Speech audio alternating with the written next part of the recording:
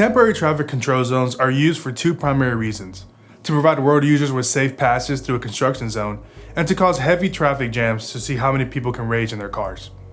But what does the temporary traffic control consist of? This is a question that we all ask ourselves at least once in our lifetime. So I thought I'd make a video on it, so you never have to wonder again. You're welcome. Hi, I'm Sergio with Arthur and Hansen, and in this video, we'll be going over the 4 components of a temporary traffic control zone.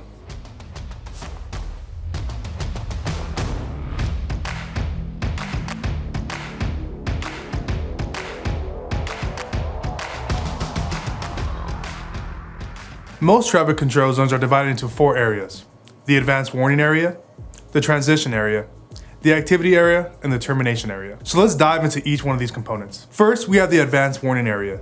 This area is a section of highway where road users are informed about the upcoming work zone or incident area. The advanced warning area can be as simple as providing a single sign saying road work ahead, or it can be as complicated by using high intensity, flashing, oscillating, or strobe lights on a vehicle, or a series of signs in advance of the temporary traffic control zone's activity area. Great, so you have your signs or your flashing strobe lights. Now where do you place them? Typical distances for placements of advanced warning signs on freeways and expressways should be longer because drivers are conditioned to uninterrupted flow. Therefore, the advanced warning sign placement should extend on those facilities as far as half a mile or more. On urban streets, the effective placement of the first warning sign in feet should range from 4 to 8 times the speed limit in miles per hour, with the high end of the range being used when speeds are relatively high. For example, if you have a temporary traffic control zone in an area where the speed limit is 45 miles an hour, you have to take that speed limit of 45 and multiply it by 4 and 8. This will give us 180 and 360. That means the first warning sign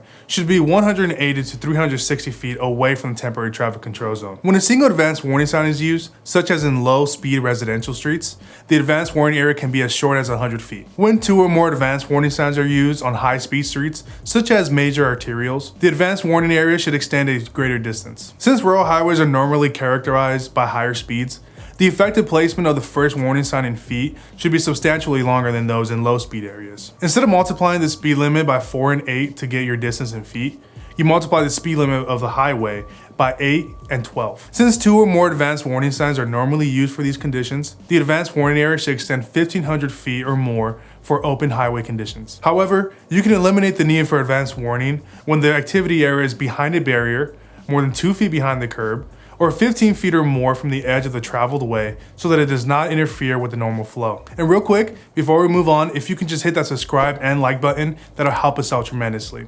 And now back to the video. As you drive by the advanced area, the next stretch you enter in the traffic zone is the transition area. This area is that section of roadway where road users are redirected out of their normal path. Transition areas usually involve strategic use of tapers. And when redirection of the road user's normal path is required, they must be directed from the normal path to a new path. Because it may be impractical in mobile operations to redirect drivers from the normal path with stationary channelization, more dominant vehicle-mounted traffic control devices, such as arrow boards, portable changeable message signs, and high-intensity rotating, flashing, oscillating, or strobe lights may be used instead of channelizing devices to establish a transition area. Next, we have the activity area, which is where the work activity takes place. It is comprised of the workplace, the traffic space, and the buffer space. The workspace is that portion of the highway close to road users and set aside for workers, their equipment, material, and a shadow vehicle if one is used upstream. Workspaces are usually delineated for road users by channelizing devices or by temporary barriers. The workspaces may be stationary or may move as work progresses, and this should be considered when developing your traffic control plan. Since there might be several workspaces within the project limits, some even separated by miles, each workspace should be adequately signed to inform road users and reduce confusion. Now,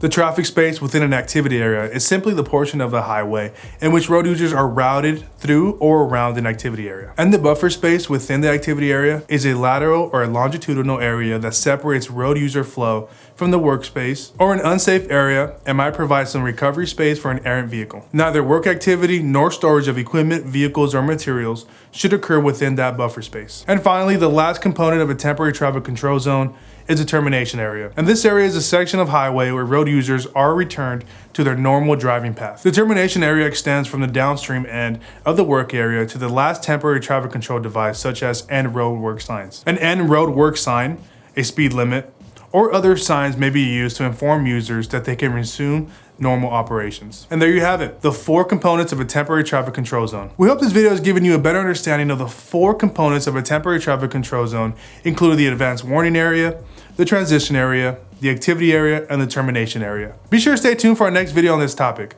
We'll be covering pedestrian and worker safety in temporary traffic control zones. Would also love to hear from you guys in the comments.